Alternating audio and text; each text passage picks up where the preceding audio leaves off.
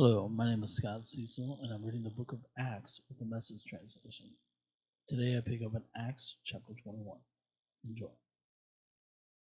And so, with the tearful goodbyes behind us, we were on our way.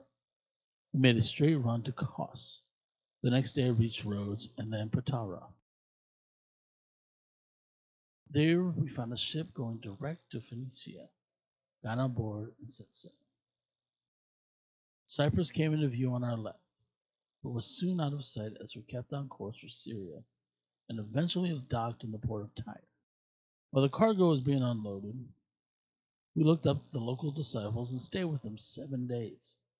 The message to Paul from insight given by the Spirit was, don't go to Jerusalem.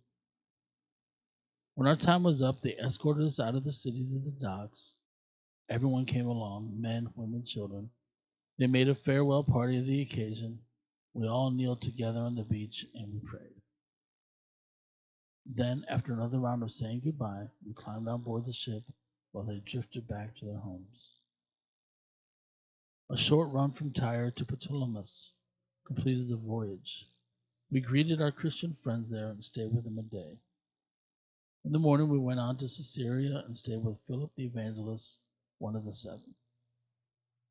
Philip had 4 virgin daughters who prophesied. After several days of visiting, a prophet from Judea by the name of Agabus came down to see us. He went right up to Paul, took Paul's belt, and in a dramatic gesture, tied himself up, hands and feet, he said, "This is what the Holy Spirit says.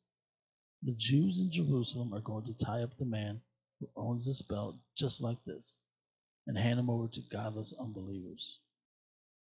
When we heard that, we and everyone there that they begged Paul not to be stubborn and persist in going to Jerusalem.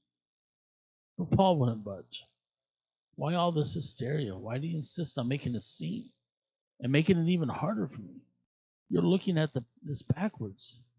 The issue in Jerusalem is not what they do to me, whether arrest or murder, but what the Master Jesus does through my obedience. Can't you see that?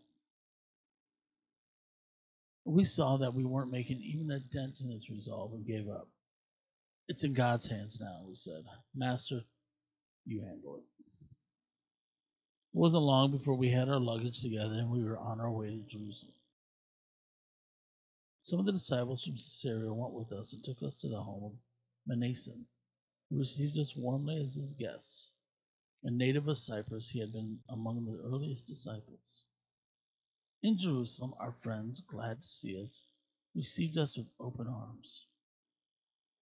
The first thing next morning, we took Paul to see James. All the church leaders were there.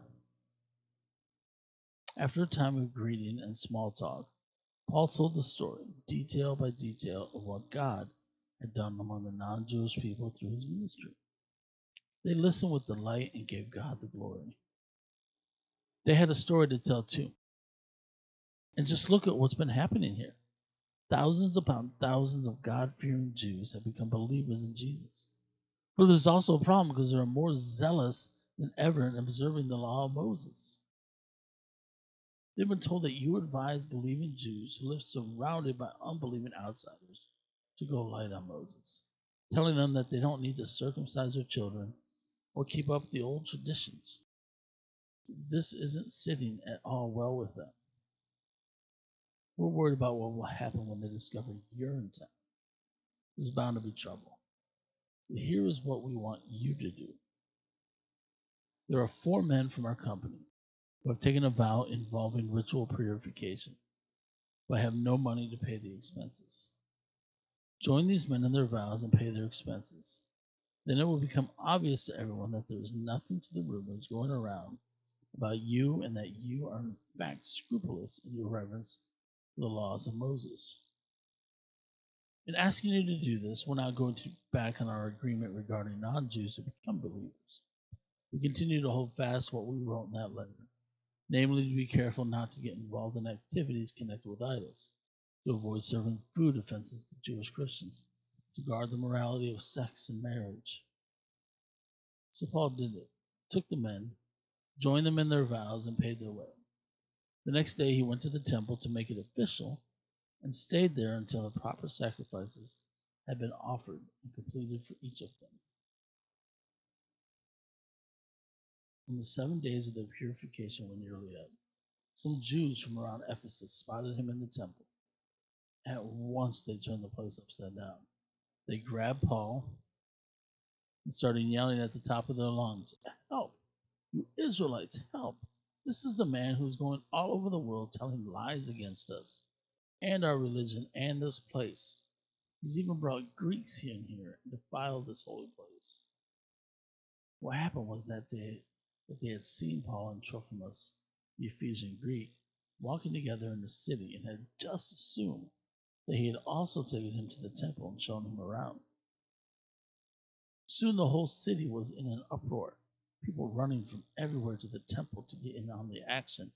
They grabbed Paul, dragged him outside, and locked the temple gates so he couldn't get back in and gain sanctuary.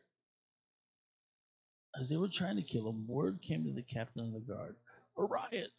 The whole city's boiling over." He acted swiftly. His soldiers and centurions ran to the scene at once. As soon as the mob saw the captain and his soldiers, they quit beating Paul. The captain came up and put Paul under arrest. This first ordered him handcuffed, and then asked who he was and what he had done. All he got from the crowd was shouts, one yelling this, another that. It was impossible to tell one word from another in the mob hysteria. So the captain ordered Paul taken to the military barracks. But when they got to the temple steps, the mob became so violent that the soldiers had to carry Paul. As they carried him away, the crowd followed, shouting, "Kill him! Kill him!"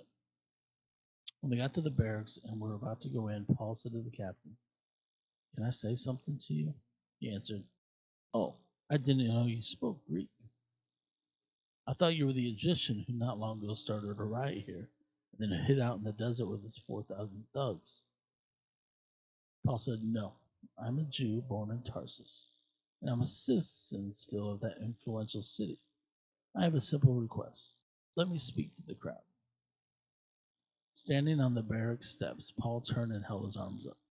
A hush fell over the crowd as Paul began to speak. He spoke in Hebrew. Thank you for joining me in the reading of Acts 21. Please come back tomorrow as we delve into Acts 22. Have a great day.